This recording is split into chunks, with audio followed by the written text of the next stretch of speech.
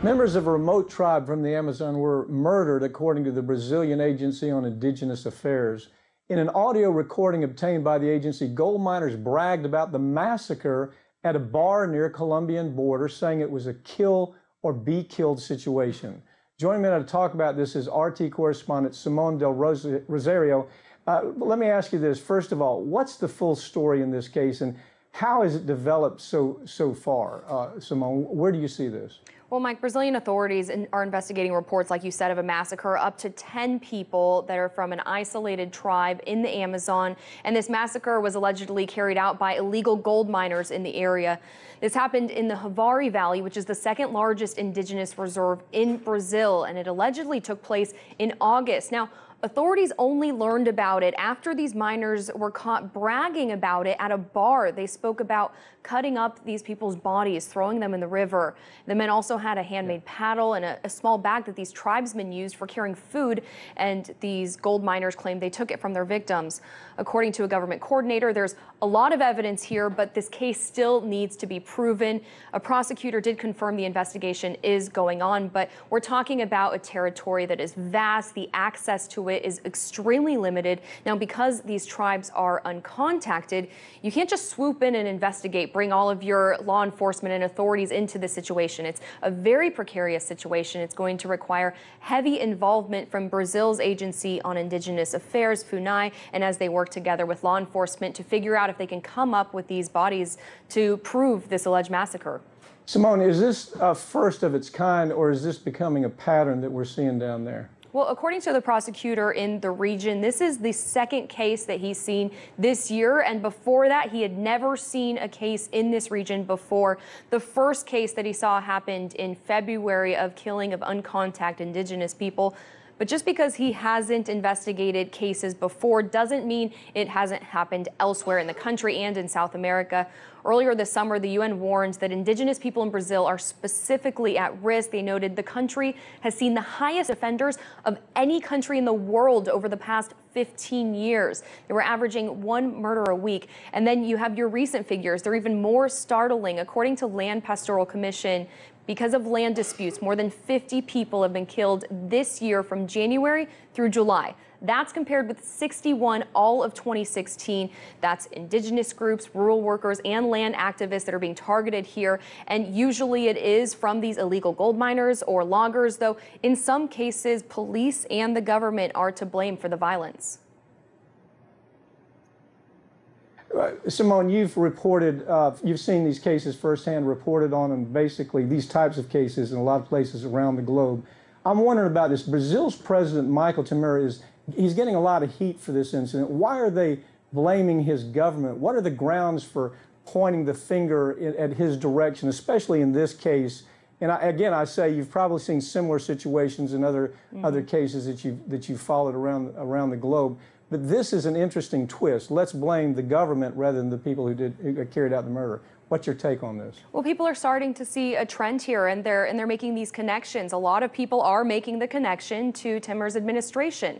Now, the reason that could be is because FUNAI's funding, the group that oversees this, it's been slashed, the Agency on Indigenous Affairs. Now, FUNAI was forced to close 5 of 19 bases that they used to monitor and protect these isolated tribes. And then in the bases where they didn't have to close them, they had to reduce the staffing. Now, 3 of the closed bases of the 5 were in the Javari Valley, which is exactly where this alleged massacre took place. And it's also home to 20% of the country's uncontacted tribes.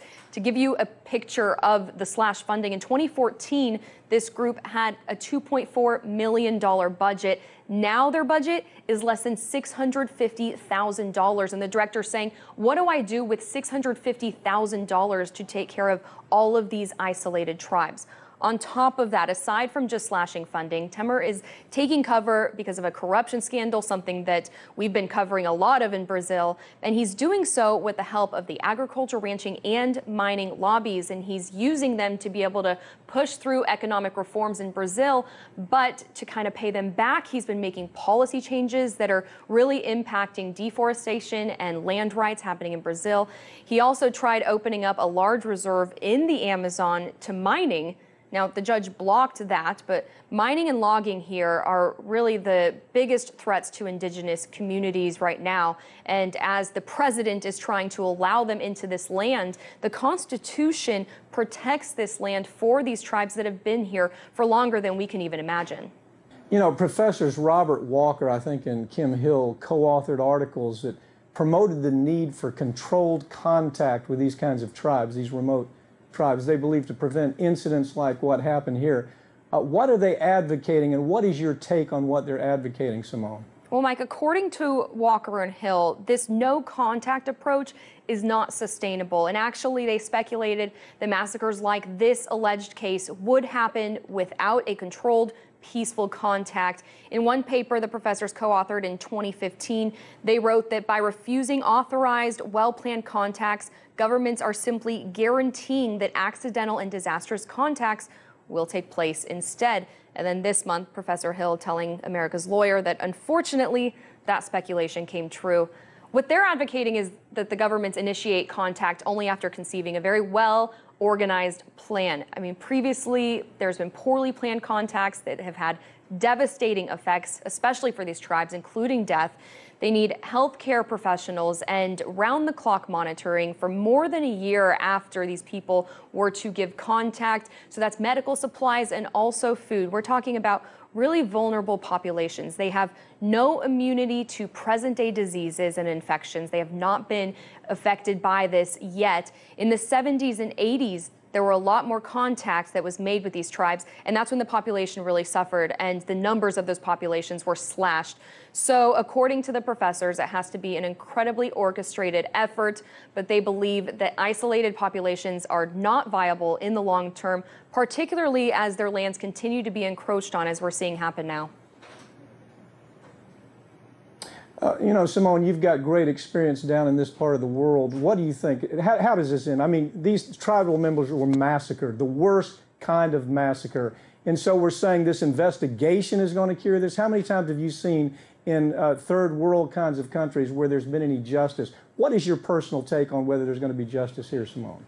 Well, I can tell you this prosecutor that now has 2 cases, the ability for them to be able to solve it is going to be very hard. That first case they've been working on since February, and now we have a new case that goes back to August, and it's taking miles and miles by boat even to get into these areas. So it's a very challenging position, and the opinions on what is best for these tribes really vary. The UN and Brazil are on a no-contact approach, unlike what these professors are advocating for. And it really depends on how you want to approach the situation. But there's arguments for and against both. The ability to get justice is going to be a little bit hard. The fact that these miners were bragging about it might make it a little bit easier to track them down eventually.